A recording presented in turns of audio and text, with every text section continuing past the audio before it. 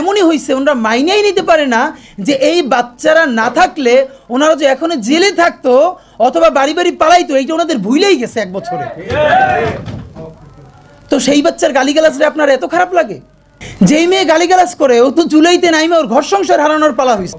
এখন মুশকিল হলো এই গালি নিয়ে যারা কথা বলে তার কোনো সন্তান শহীদ হয় নাই, তার বাবা মাও শহীদ হয় নাই, কেউ অন্ধ হয় নাই, পঙ্গু হয় নাই, তাই গালি এত বিষ লাগে। আর আওয়ামী লীগরে তার মধুর মতো লাগে।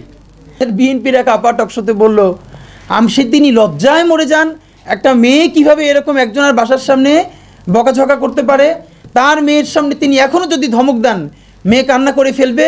আর তার মেয়ের বয়সী মেয়েরা রাস্তায় এসে তারপর এরকম গালিগালাজ করতেছে একজন বয়োবৃদ্ধ মানুষকে। মানে মনে চায় কি, মাঝে মধ্যে মনে চায় আপনি কিছুই বলবেন না, চক্ষু বন্ধ করে থাকবেন। মানে আমি উঠে বলবো করে যে আপনার এই মেয়ে ঠিকই তো আছে, ও তো জুলাইতে রাস্তায় নামে নাই।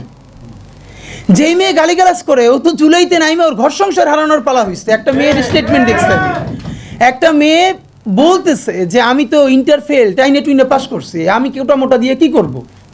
কি ভীষণ সত্য উচ্চারণ, বলতেছে এই কোটা দিয়ে আমি কি করব, আমি তো টাইনে টুইনে ইন্টার পাস করছি, আমি ফেল করছি, আমার কয়দিন পর বিয়ে হয়ে যাবে। কিন্তু আমার ভাইয়ের রক্ত দেখে আমি থামতে পারি না, আমি রাজপথে নাইমে আসছি। তা আপনারা রাজনীতিবিদরা যারা এই কথা বলেন না, আপনাদের বাচ্চারা ও লেভেল এ লেভেল পড়ে, এরপরে বিদেশ চলে যায়।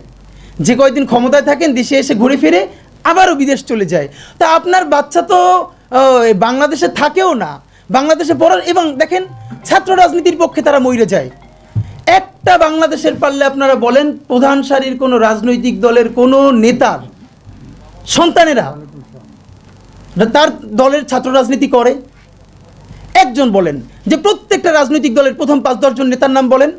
আমরা বলেছি ছাত্র রাজনীতি থাকতে হবে, এই লেজুরবাতির ছাত্র রাজনীতি না, ক্যাম্পাসে ছাত্র সংসদ হবে। কিন্তু খুব যুক্তি দেওয়ার চেষ্টা করেন।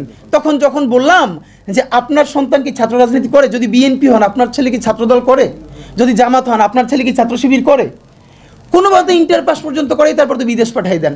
আপনার নিজের ছেলেরে এত ভালোবাসেন, মেয়েরে ভালোবাসেন, বিদেশ পাঠাই নিরাপদ রাখেন, আর এইখানে অন্যের সন্তানরা এসে জীবন যুদ্ধ করাইতেছেন যে খুব দেশ উদ্ধার করতেছেন। এইসব ভণ্ডামির একটা পর্যায়ে থাকে, এগুলো বন্ধ করতে হবে।